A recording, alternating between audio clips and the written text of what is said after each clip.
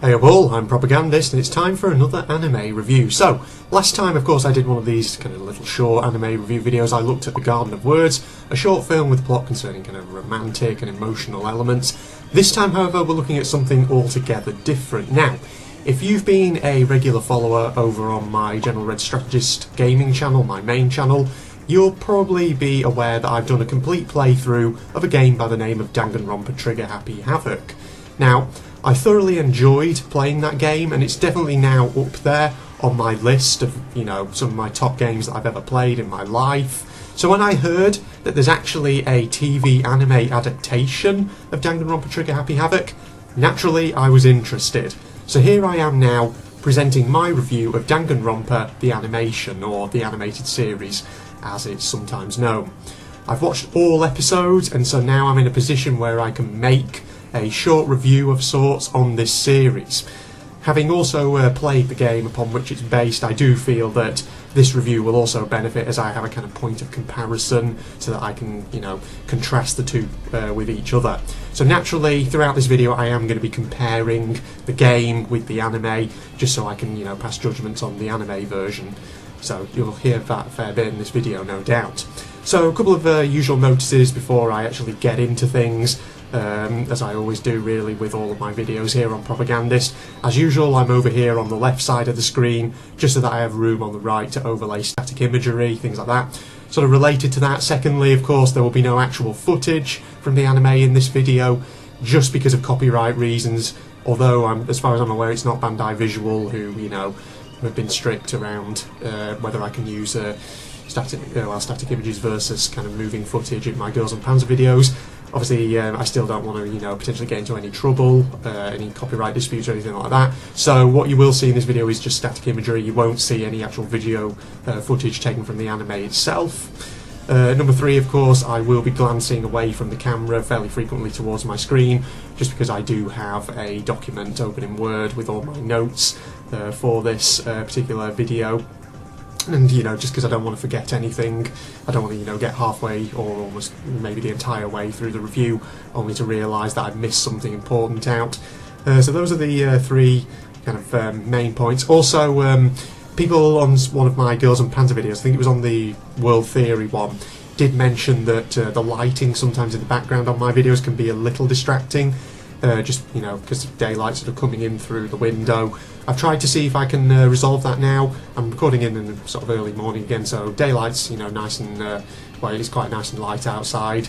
That's the thing, I always try to record when the daylight is fairly strong, just because that way it kind of helps the video. Because if the lighting's a bit weird with my webcam, it sometimes gets a bit odd.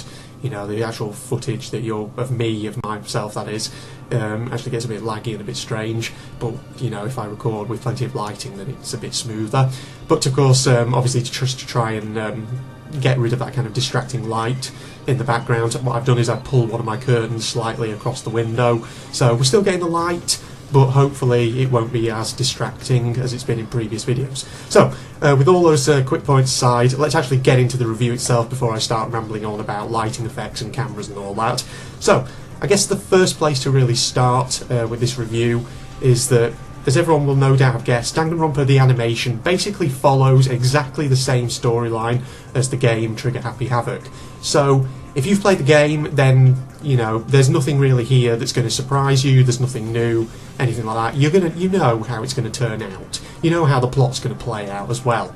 So, it's pretty much the same setup as Trigger Happy Havoc was. So, the ultimate lucky student, Makoto Naegi, and 14 other talented high school sort of ultimate students are accepted into Hope's Peak Academy.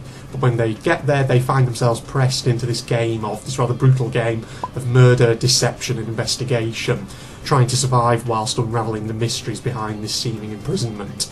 So there's little else really to say here about the plot or the storyline other than it's pretty much identical to what you see in Trigger Happy Havoc. So if you play the game, you know how the anime is going to go, basically. The characters, of course, are all instantly recognisable. Well, if you've played Trigger Happy Havoc, that is. Personalities are just as they, were in the game, pretty much, and they're still as entertaining here as they were there. In fact, I thought it was quite enjoyable, actually, to see these characters translated from the 2D sprites of the game into actual fully animated characters, and as a result there were some moments where the anime really managed to convey the emotional impact of certain situations. Namely, here I'm thinking of situations like, for example, the moment where Leon Kuwata realises he's doomed, for example, at the end of the first trial, when Kiyotaka realises that his best friend is about to die and there's nothing he can do to stop it, or when Aoi, for example, is breaking down with grief over the perceived injustices against her friend Sakura. So, to see these kind of scenes animated actually, in my opinion, kind of lent them a bit more sort of emotional weight, which I felt was quite good. Not to say that the game didn't have emotional weight to it, the game did have emotional weight, but it was just interesting, like I say, to see these characters rendered as fully animated characters basically, rather than just as 2D sprites, as I say. Now, the soundtrack to the Danganronpa animation has many nods to Trigger Happy Havoc, with tracks that are clearly based upon tracks that were used in the game. But on top of that, the anime does have a few interesting musical pieces of its own, including the rather memorable and unique title credits track Never Say Never, which is, I quite enjoyed it for what it was.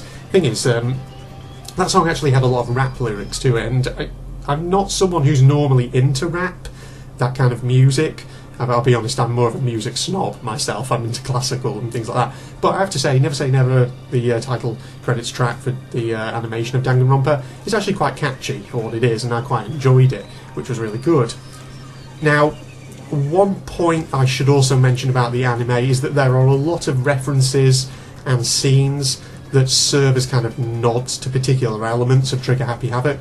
For example, the execution sequences in the anime, they're practically almost identical to those of the game. Similarly, the class trial sequences of the anime feature a lot of references to in-game mechanics from Trigger Happy Havoc, such as the non-stop debate, the truth bullet, and the hangman's gambit. So as someone who's played the game, of course, I recognised all these references and I appreciated them, and I'm sure that other people who've played Trigger Happy Havoc will also probably appreciate them. But if you haven't played the game, then of course some of these references are probably going to go over your head a bit. So one thing to point out is that there is potential for a bit of confusion if you're coming into the anime without having first encountered the game, and you see these kind of scenes where very particular strange things seem to be happening and you don't really know what the deal is with them. Of course, if you play the game, you know what that is, but if you haven't, then of course it can be a bit odd or a bit bizarre. In which case, I suppose a big recommendation that I would make as part of this review is that if you're new to the Danganronpa franchise and you're wondering whether to start with the anime or with Trigger Happy Havoc, my advice would definitely be to start with Trigger Happy Havoc. That way you'll get the full Danganronpa experience first, then you can watch the anime as a kind of added bonus. A second point I would like to mention in this review is that there is one thing, sadly, that this anime can't do as well as the game, and that's character development.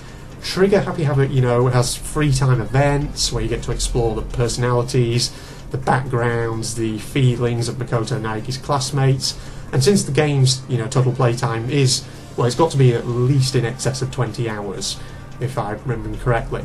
Plus, of course, it has replayability options for you to go back and talk to any characters you've missed. There's a lot of room for Trigger Happy Havoc, the game, to actually develop its cast, but by contrast to that, the anime just doesn't have the opportunity to develop the characters in anywhere near the same level of depth as the game does. So, the thing about the anime is it's a pretty standard 12 to 13 episode series, and each episode is just over 20 minutes long, which again is pretty standard for TV anime episode length. So naturally, the producers of the anime, they have to keep the drama, the tension, the action, things like that, they have to keep that flowing. So there's kind of a sort of limit in terms of how much time the anime can actually spend exploring its characters and actually developing their personalities. This, of course, I'd say is something of a weakness, though in my eyes it's an unavoidable weakness, just given the constraints of, episode length and things like that. So it's something that I accepted before I watched it. It's something that I accepted was likely to be the case. So for me, having known that was likely to be the case, it wasn't a great issue. And overall, I do still think the anime of Danganronpa Trigger Happy Havoc is definitely worth a watch. Now, my DVD copy of the animated series has two language options. It has Japanese or English. Most anime fans will probably stick with the Japanese and just turn on English subtitles. All well and good, understandable, but I will say a few words here about the English dub for anyone who prefers to watch in that particular language. Now, just to kind of sum it up fairly quickly, the English voice acting is okay, it's alright. I wouldn't say it's good, but it's okay. It's decent, I suppose, what it is. Some of the English voices are not too bad, in my opinion. I personally quite liked Byakuya's voice actor, for example. But there are some other voices which, in my eyes, were a bit more hit and miss. So I'm particularly thinking of Mondo's English voice actor in this regard. Okay at times, but in some situations the delivery of certain lines I did feel was a bit off, or could have maybe been re-recorded on the production studio's part. Now, one final point I'd like to talk about is the age rating of the anime. Obviously, Trigger Happy Havoc is definitely not suitable for younger audiences. It has plenty of scenes and plenty of language that is definitely oriented towards a more adult player base. And similarly, the anime too is not therefore suitable for younger audiences. My DVD copy has an age 15 rating, 15 and above. Basically, I raise this matter just in case you are, say, whether a parent looking for something for a child or someone who's just looking for a fairly clean, anime that's suitable for a family or whatever. So if you're looking for something like that, this one, just be aware it has some adult content to it. It's got scenes of violence. I'm pretty sure there is strong language that's on some occasions throughout it as well. So those are really actually all the kind of big points that I wanted to cover for this short, this quick anime review. So to conclude this video, Danganronpa the animation is a relatively faithful recreation of Trigger Happy Havoc. It basically tells the story of the game but in fully animated form. It's not groundbreaking, and there are flaws, particularly the somewhat inevitable issue that it just doesn't have the time to develop the cast of characters to the same extent as the game. But as a bit of fan service, there's nothing especially bad about it. I'd say that if you've played Trigger Happy Havoc, then the animation will probably be likeable for what it is. Of course, as I said a moment ago, my advice would be to play the game before watching the anime. Otherwise you might not get a lot of the references sprinkled throughout some of the episodes. So that's pretty much it for this short anime review. I hope you enjoyed it, and I hope you found it informative and perhaps also useful. No doubt some of you might be wondering what other animes I might be planning to review at some point here on Propagandist. I have a couple more reviews in mind, at least they're in the kind of early planning stages at the moment. One anime that was actually recommended to me, plus another which I picked up myself. I won't say what animes they are just yet, but one thing I will say to all you viewers is this. If ever you want to recommend an anime for me to watch and perhaps also review, feel free to do so. I'm always open to suggestions.